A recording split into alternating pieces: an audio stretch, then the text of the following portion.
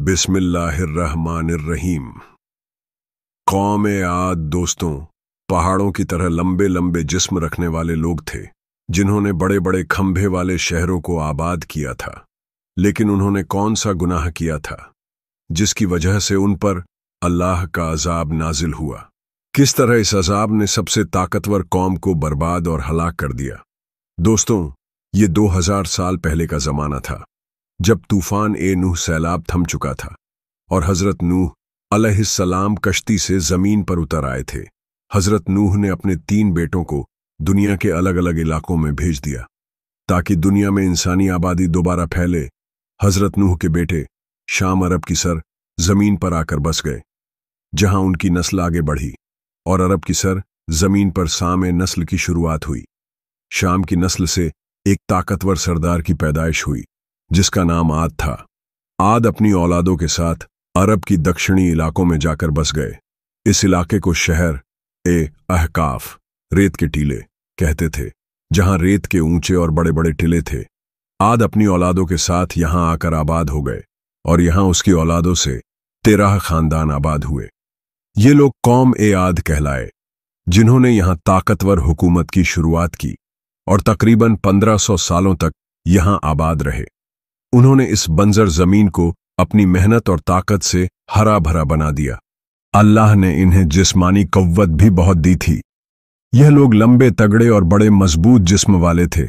उनकी इमारतें ऊंचे ऊंचे खंभों पर बनती थीं। कुरान में इन्हें इरम जात उल इमाद कहा गया है, यानी ऊंचे खंभों वाली इमारतें बनाने वाली कौम। अल्लाह ताला ने कौम आद को खेती बाड़ी के लिए जमीनें, बागात और दौलत दी, लेकिन उन्होंने अल्लाह का शुक्र अदा करने के बजाय बुतों की पूजा शुरू कर दी। वे अपने हाथों से पत्थर और लकड़ी के बुत बनाते और उन्हें अपना खुदा मानकर सजदा करते। अल्लाह ने उनकी हिदायत के लिए हजरत हूद अलैहिस्सलाम को पैगंबर बनाकर भेजा। हजरत हूद अलैहिस्सलाम ने अपनी कौम को दीन की दावत दी। हजरत हूद ने अपनी कौम से कहा, ऐ मेरी कौम, अल्लाह की इबादत करो, उसके सिवा तुम्हारा कोई खुदा नहीं है।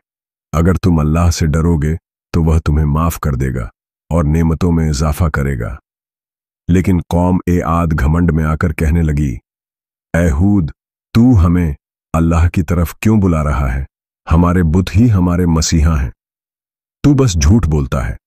उन्होंने हजरत हूद को झूठा कहा और उनकी बातों का मजाक उड़ाया।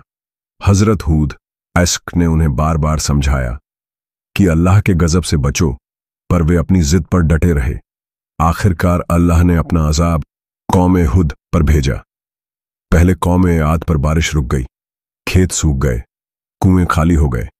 फिर एक ठंडी, तेज और तूफानी हवा 7 रात और 8 दिन तक लगातार चलती रही। यह हवा इतनी ज्यादा तगड़ी थी कि बड़े बड़े पेड़ जड़ से उखड़ गए, ऊंची ऊंची इमारतें गिर गईं और लोग हवा के थपेड़ों से ऐसे गिरते जैसे खोखले तिनके। कुरान में आता है कि वे लोग गिरे हुए खजूर के तनों की तरह धरती पर बिखर गए। इस तरह पूरी कौम आद हलाक हो गई। सिर्फ हजरत हूद और वे लोग जो ईमान ले आए थे, अल्लाह की रहमत से बचा लिए गए।